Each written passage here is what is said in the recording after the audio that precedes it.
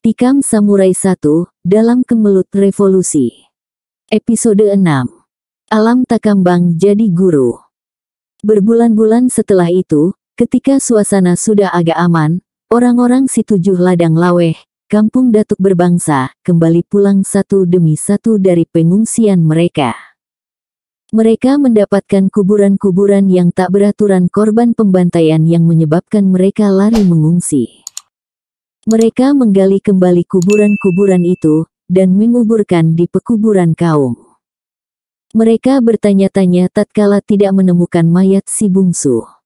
Padahal beberapa orang di antara mereka melihat dengan jelas betapa anak muda celaka itu mampus dibabat samurai Kapten Saburo. Tapi kemana mayatnya? Kalau mayatnya tak ada, siapa yang telah menguburkan mayat-mayat ini? Apakah dia tak mati? Kemudian dialah yang menguburkan semua jenazah ini. Tak mungkin. Anak muda itu tak mungkin mau berbuat kebajikan apapun untuk negeri ini. Sebab ayahnya saja dia khianati. Bukankah sasaran rahasia itu ayahnya yang memimpin? Dan bukankah dia pula yang menjual rahasia itu pada Jepang hingga semua mereka tertangkap dan terbunuh? Tak mungkin dia yang menguburkan jenazah itu. Barangkali bangkainya memang tak dikuburkan oleh orang. Sebab orang yang menguburkan ini mungkin tahu bahwa dia seorang jahanam. Dan jenazahnya tetap ditinggalkan, lalu akhirnya habis dimakan anjing atau harimau yang datang dari gunung sana. Seorang lelaki bicara. Dan pendapat inilah yang paling banyak mempercayainya. Dan bagi orang kampung, anak muda itu memang lebih baik mati diterkam harimau daripada hidup membuat malu negeri. Anak muda itu dianggap sudah terkubur di perut binatang. Tak peduli anjing, harimau atau biawak. Dia lenyap seperti ditelan bumi dan tak seorang pun mencoba mengingatnya, kecuali tentang yang buruk-buruk. Kehidupan kampung di pinggang Gunung Sago yang terletak jauh dari kota Payakumbuh itu kembali seperti biasa. Serdadu Jepang tak pernah lagi datang ke sana. Namun itu bukan berarti bahwa serdadu Jepang telah menghentikan kekejamannya di Minangkabau. Tidak. Kekejaman orang-orang bermata sipit dan bertubuh tambun dan pendek ini hampir merata dirasakan oleh penduduk di kota maupun pedesaan di pinggir kota yang ditempati oleh tentara Jepang. Si 7 ladang laweh mereka lupakan karena pejuang-pejuangnya telah mati. Datuk Maruhun, kabarnya, mati di Logas. Begitu juga teman-temannya. Namun di belantara Gunung Sago, anak muda yang mereka sangka telah mampus dan mayatnya dikunyah anjing atau biawak atau harimau itu, yang mereka sangka tak mungkin mau berbuat baik meski sebesar zarah pun, saat itu tengah duduk bersila. Dia duduk bersila di atas sebuah batu lajah di pinggang gunung yang tak pernah dijejak kaki manusia. Dari sana dia dapat melihat ke bawah, ke kampungnya. Dia melihat kerlip lampu seperti 1000 kunang-kunang yang sedang bermain. Rindunya membakar hati. Namun kalau dia pulang, siapa yang akan dia temui di sana? Tak seorang pun. Ketiga keluarganya telah mati. Memang ada seseorang yang sangat ingin dia temui. Namun dia yakin orang itu takkan bersedia dia temui. Reno Bulan. Masih hidupkah dia? Dia yakin anak Datuk Maruhun itu masih hidup. Sebab dia gadis yang cantik. Dan perempuan-perempuan cantik biasanya punya umur panjang. Kecuali kakak perempuannya yang diperkosa dan melawan, dan dibunuh oleh Saburo Matsuyama. Saburo. Tiba-tiba dia tertegun. Dendamnya menyala. Dia kembali menatap ke kerlip lampu di bawah sana. Ada beberapa kampung yang nampaknya berdekatan dari kaki gunung ini. Padahal jika ditempuh jaraknya cukup berjauhan. Dia hafal kampung-kampung di lembah sana. Sebab dahulu dia telah mendatangi semua kampung itu. Di kampung-kampung itu telah mengadu nasib. Berjudi. Dan semua penduduk kampung-kampung itu mengenalnya sebagai hantu judi. Tak ada yang tak mengenalnya. Karena dia lebih sering menang dalam perjudian daripada kalah. Dan bila dia menang, dia selalu memberi anak-anak uang belanja. Anak-anak menyukainya. Hanya orang tua mereka yang tak menyukai dia. Dia tersenyum bila mengingat kemenangannya dalam berjudi. Tiba-tiba dia rasakan angin bertiup agak kencang. Dan dia memang tengah menanti angin yang bertiup itu. Tiap senja dia nantikan angin itu di atas batu lajah ini. Sudah berbilang bulan dia begini. Dan berbilang bulan dia melatih diri. Dia memejamkan mata. Tangannya melemas. Lemas selemas-lemasnya. Tes, tes, tes. Dia dengar detisan halus di atas. Dia hitung. Ada 11. Suara itu adalah suara daun kayu yang telah tua, yang habis getah ditampuknya. Bila angin bertiup sore hari, daun-daun tua itu lepas dari ranting, melayang dan jatuh. Berarti ada 11 daun kering yang jatuh di sekitar dirinya. Tiba-tiba tangannya yang lemas tadi bergerak ke balik kain sarung yang tersandang di bahunya. Dan saat berikutnya terlihat sebuah kilatan yang terlalu cepat untuk diikuti oleh pandangan mata. Tak sampai 4 hitungan. Benda berkilat itu, yang tak lain dari samurai yang telah menyudahi nyawa ketiga keluarganya itu, dia sarungkan kembali. Dan dengan perasaannya yang sudah amat terlatih, dia mengetahui bahwa dari 11 daun kayu yang jatuh di sekitarnya, ada 3 lembar yang luput dari sabetan samurainya. Yang 8 lembar lagi belah 2 persis tentang tulang di tengah daun-daun itu. Dia menarik nafas panjang. Kemudian duduk lagi bersemedi. Duduk mengatur pernafasan. Dia tak punya guru. Gurunya adalah alam takambang. Dia tak mengerti ilmu silat. Sampai detik ini pun dia tak mengetahui selangkah pun tentang persilatan. Namun hatinya telah jadi baja untuk membalas dendam kematian ayah, ibu dan kakaknya.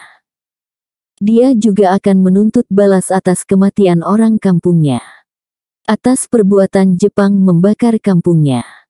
Memperkosa kakaknya dan perempuan-perempuan lain. Dan atas perlakuan Jepang yang telah membunuh kanak-kanak di kampungnya dulu. Dia akan menuntut balas pada Jepang dengan mempergunakan senjata mereka sendiri, samurai. Sudah berbilang bulan dia berada di gunung ini. Dan selama itu pula dia melatih diri. Yang terbayang olehnya adalah gerakan ayahnya ketika mengayun, dan menikamkan samurai ke belakang. Yang menyebabkan matinya 2 orang serdadu Jepang sekaligus dalam perkelahian di halaman rumahnya dulu. Gerakan itu dia ulangi terus. Terus dan terus. Sementara gerakan bagaimana mencabut samurai dia pelajari dari perkelahian antara teman-teman Datuk Maruhun di sasaran rahasia itu dengan tentara Jepang tersebut. Dia mengingat gerakan Jepang itu mencabut kemudian mengayun samurai. Kemudian memasukkannya kembali samurai telanjang dan berlumur darah itu ke sarungnya. Gerakan yang amat cepat untuk bisa ditiru. Namun dia mengeraskan hati untuk belajar. Mula-mula gerakan itu hanya dia lakukan beberapa kali sehari. Kemudian beberapa belas kali. Kemudian beberapa puluh kali. Kemudian beberapa ratus kali. Tiap hari kerjanya hanya mencabut samurai. Kemudian memasukkannya kembali. Lalu ketika gerakan itu dia rasa sudah mahir, dia menirukan gerakan menghayunkan samurai membabat lawan yang ada di depan dengan gerakan amat cepat. Kemudian meniru gerakan ayahnya. Setelah membabat lawan di depan, tanpa menukar pegangan kedua tangan di gagang samurai, senjata itu dihentakkan meninggi ke belakang. Gerakan ini semula terasa sulit dan kaku. Namun dia harus belajar. Harus. Yang menyulitkannya adalah karena dia tak mengetahui gerak dasar samurai itu. Tak pula mengetahui kuda-kuda yang harus dipakai. Itulah sebabnya dia lambat sekali menjadi mahir. Dan kini pun, setelah dia mahir dalam gerakan itu, kuda-kudanya tetap tak betul menurut metode ilmu samurai. Kuda-kuda dan langkah kakinya dia buat menurut kehendak seleranya saja. Bagaimana yang dia rasa paling baik untuk menyerang dan menangkis, serta merubuhkan lawan segera.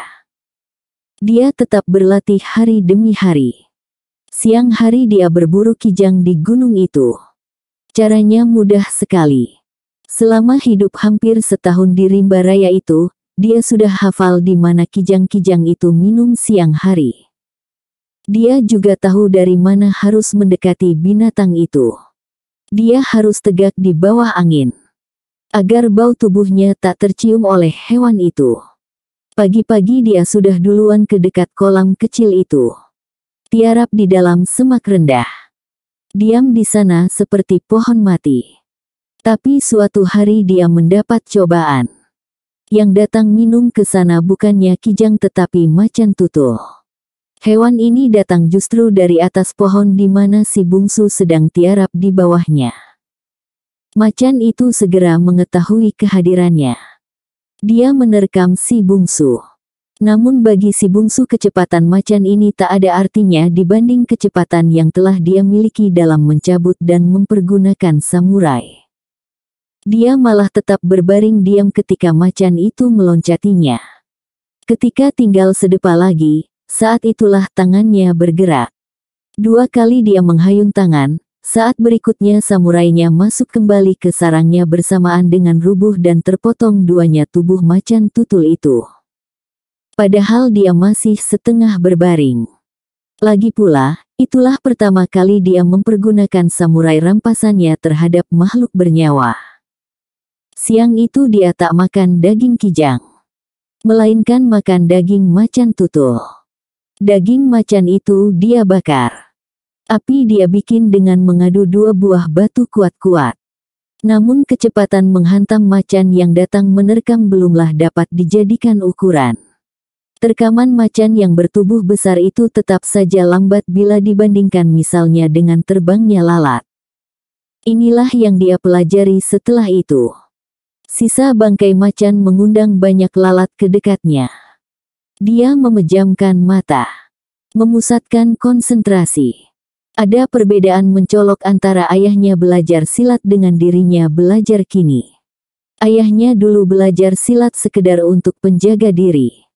Kemudian keadaan membuat dia menjadi guru silat.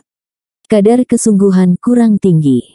Berlain dengan dirinya kini. Dia belajar karena dia bertekad untuk membalas dendam. Dan keinginannya untuk cepat pandai amat menyala. Itulah sebabnya dalam kerajinan berlatih, ayahnya dulu pasti kalah tekun dari yang dia lakukan kini. Dia memejamkan mata. Lalat mulai berkerubung pada sisa bangkai macan tutul itu. Dia mendengar dengung langau hijau. Kemudian dia mulai menghitung. Terlalu banyak. Dia mendengar getar sayapnya ketika terbang. Tangannya mulai dia lemaskan. Lemas seperti sutera. Seperti tak ada tulang di dalam lengannya itu. Kemudian dia memusatkan pendengaran. Kini, tiba-tiba tangannya bergerak cepat. 4 kali dia membabat, lalu tiba-tiba samurai itu lenyap kembali ke dalam sarangnya di balik kain sarung yang tersandang di pundaknya. Tanpa membuka mata dia dapat mengetahui bahwa dalam 4 kali membabat tadi, hanya ada 2 ekor langau hijau yang mati. Ada yang perutnya putus. Ada yang kepalanya sompeng sedikit. Padahal seorang samurai harus tahu dengan pasti bahagian mana yang dia kehendaki untuk dilukai. Dan bahagian yang dia kehendaki itu haruslah mampu dia lakukan. Dia menghapus peluh. Kemudian duduk lagi. Mengulangi lagi latihan dari awal. Mencabut dan membabat langau-langau itu. Begitu terus hari demi hari. Begitu terus hari berganti pekan. Pekan berganti bulan. Bulan berganti tahun. Senja ini dia kembali duduk di atas batu pipih itu. Menatap ke lembah sana, ke kaki gunung di mana sawah menghampar. Di mana kerlip lampu dari kampung-kampung mulai kelihatan. Dia duduk menatap ke arah kampungnya. Rindu kembali bertalu-talu gemuruh di dadanya untuk turun ke sana. Sudah berbilang purnama dia berada di pinggang Gunung Sago ini. Tidur di pondok beratap lalang yang dia buat secara darurat. Yang membuatnya untuk sembuh dari luka yang nyaris membelah punggungnya dan tetap hidup adalah keinginannya yang keras untuk membalas dendam. Kini dia merasa ingin segera kembali ke kampungnya. Dia menarik nafas panjang. Namun telinganya yang sudah sangat terlatih di rimba raya itu juga menangkap dengus nafas lain. Dia tertegun. Apakah dengus sebentar ini adalah dengus nafasnya sendiri yang terdengar sampai 2 kali? Dia tak berani menoleh. Namun nalurinya mengatakan bahwa ada bahaya mengancam dirinya dari belakang.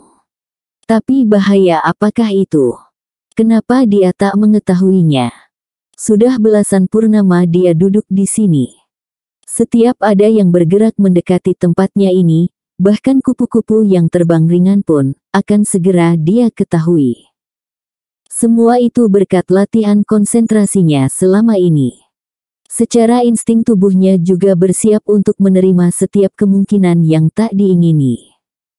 Aneh, tak ada suara apa-apa. Padahal biasanya senja begini, setiap dia habis sembahyang maghrib dia selalu dihibur oleh dendang jangkrik dan suara nyanyian binatang malam lainnya. Termasuk suara siamang yang bersahutan. Tapi kini kenapa suara-suara itu lenyap? Sejak bila lenyapnya? Kesunyian ini adalah kesunyian yang belum pernah dia alami selama ini. Dan tiba-tiba kembali dengusan nafas aneh itu dia dengar. Dia yakin dengusan halus dan amat perlahan itu bukanlah dengusan dari mulutnya. Tidak. Dengusan itu jelas dari belakangnya. Menurut perkiraannya, jarak antara dirinya yang duduk membelakang dengan makhluk yang mendengus itu paling-paling hanya 3 depa. 3 depa. Ya Tuhan, bulu tengkuknya merinding abis. Kalau benar dugaannya, bahwa yang mendengus itu berada sekitar 3 depa di belakangnya, itu berarti, tamunya, itu telah berada di atas batu pipih besar di mana dia duduk, yang lebarnya sekitar 4 depa persegi. Dia duduk di bahagian ujung paling depan. Yang membuat dia kaget adalah kehadiran makhluk yang belum dia kenal itu di atas batu ini. Kenapa sampai tak terdengar olehnya sedikit pun? Krosak. Tiba-tiba dia mendengar suara terpijaknya daun kering di bawah di sekitar batu di mana kini dia duduk. Meski amat perlahan, hampir-hampir tak terdengar oleh telinga orang biasa, namun dengan latihannya selama belasan purnama dia dapat menebak ada sekitar selusin kaki di bawah batu sana. Ketika dia lebih memusatkan pendengarannya ke atas, dia tambah kaget. Ada 2 makhluk berada di belakangnya.